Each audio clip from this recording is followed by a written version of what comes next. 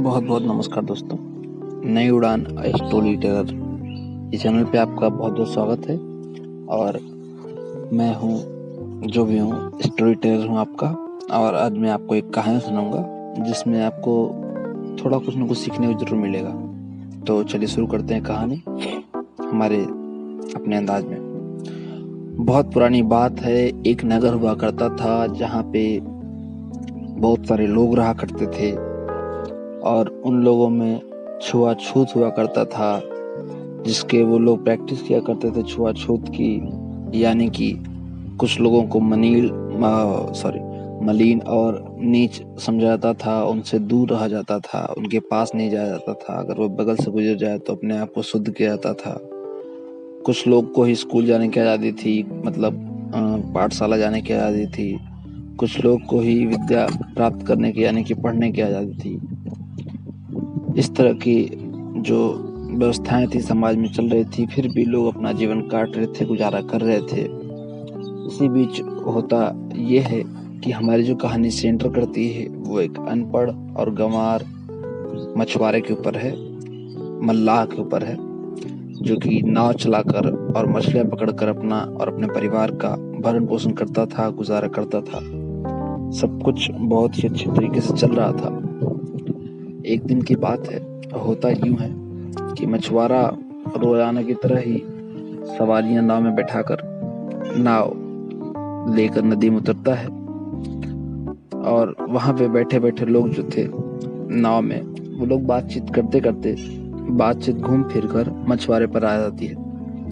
वहां पे उसको बहुत ज्यादा जलील किया जाता है। मसलन ये कहा जाता है कि तुम्हारे यहाँ होने का कोई मतलब नहीं है, क्योंकि तुम अज्ञान हो, तुम कुछ पढ़े लिखे नहीं हो। और जिसके पास ज्ञान नहीं है उसके जीवन का कोई अर्थ ही नहीं है, उसके अस्तित्व ही नहीं है कोई, उसके होने का कोई मतलब ही नहीं है। धरती पे बोझ है वो जिसके पास ज्ञान नहीं है। सबसे ऊपर ज्ञान है। कुछ महान प्रकांड पंडित लोग थे जो सब कुछ पढ़ चुके थे और उनके पास बहुत ज्यादा ज्ञान था। वो ये लोग ये बातें कह रहे थे। बहरहाल जो मछुआरा था वो सब कुछ सुना और उसने बड़ी ही शालीनता के साथ सब कुछ एक्सेप्ट किया कि हाँ, मैं हूँ मलिन, मैं हूँ अज्ञानी, और हो सकता है मैं धरती पे बोझ भी हूँ। क्योंकि उसे पता था कि ये जो लोग हैं वो लोग बहुत ज्यादा एजुकेटेड हैं, बहुत ज्यादा पढ़े लिखे और प्रकांड विद्वान माने जाते हैं उस इलाके के।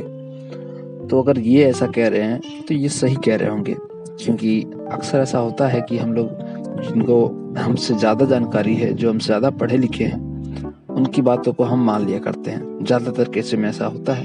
कई बार नहीं मानेंगे, वो अपनी अपनी समझदारी है। खैर, तो मछुआरा भी सब कुछ बड़ी शालीनता के साथ स्वीकार कर लेता है, क्योंकि उसे लगता है कि यही उसकी नियति है और यही उसका कर्म है। सब कुछ नॉर्मल चल रहा है। सवारियां उस पार पहुंच जाती हैं। मछुआरा सबको उतार कर वापस की सवारियां भरने लगता है और कुछ किराए जो भी उसके बनते थे वो लोग दे देते हैं। जो विद्वान लोग होते हैं वो सोचते हैं किसी किराया क्या देना, क्योंकि ये तो इसका काम है, हम किराया ना भी दें तो भी ये काम थोड़े बंद हो जाएगा। वो लोग चले जाते हैं। उसके बाद जिंदगी ऐसे ही चल रही होती है। समाज में बहुत ज्यादा असमानता थी। फिर होता यूं है कि एक दिन सब लोग नाव में जा रहे होते हैं। ये मौसम खराब होने लगता है। थोड़ी ही दूर नदी में नाव पहुंचती है, मौसम बहुत ज्यादा खराब हो जाता है। तूफान, आंधी, बिजली कड़कने की आवाज, बारिश, ये सब एक साथ आते हैं और एक तरह से तूफान की तरह माहौल बन जाता है। लोगों में अफरा तफरी मच जाती है। लोग नाव पे चहल पहल करने लगते हैं, चूंकि नाव पूरी तरह भरी हुई थी सवारियों से। मल्लाह सबको समझाता है कि आप लोग शांति रखिए, बैठे रहिए, क्योंकि वो जो अनपढ़ मल्लाह था, मछुआरा था, उसे पता था कि जिम्मेदारी ये उसी की है कि नाव से लोगों को इस पार से उस पार पहुंचाना और रास्ते में इन्हें कुछ भी ना हो, यानी कि उन्हें कोई भी नुकसान ना पहुंचे। तो वो सबको समझाता है, लेकिन लोग नहीं मानते हैं और अफरा तफरी में इधर उधर करने लगते हैं। और इसी बीच नाव पलट जाती है। नाव पलटते ही त्राही त्राही चिल्लाने लगते हैं, मतलब बचाओ बचाओ, सब लोग चिल्लाने लगते हैं, चीखने लगते हैं, किनारे पर कुछ मछुआरे जो खड़े थे वो भी उन्हें बचाने के लिए नाव में नदी में कूद पड़ते हैं और बचाने की प्रक्रिया यहाँ पे प्रारंभ होती है। धीरे धीरे सबको बचाया जाता है। तो जो विद्वान लोग थे उनको कोई बचाने नहीं आता है और वो चिल्लाते हैं, भाई हमें भी बचा लो, हमें भी बचा लो। तो ये लोग कहते हैं, नहीं जी, आपको बचाने से तो हमें पाप लगेगा ना, तो कैसे बचा दें? आपने तो कहा है आपको छू नहीं सकते, और जब छुएंगे नहीं तो बचाएंगे कैसे? हमारे पास और कोई तरीका भी नहीं है बिना छुए बचाने का। तो विद्वान लोग कहते हैं कि नहीं नहीं, तुम्हें कोई पाप नहीं लगेगा, तुम बचाओ, ये जो तुम काम करोगे ये भगवान का काम है, बचाओ। बोला, नहीं जी नहीं, सालों से हम ऐसे देखते आए हैं, हमारे पूर्वज से लेके अभी तक, कि आपको अगर हम छुएंगे तो हमें पाप लगेगा, ऊपर से दंड लगेगा 100 अलग।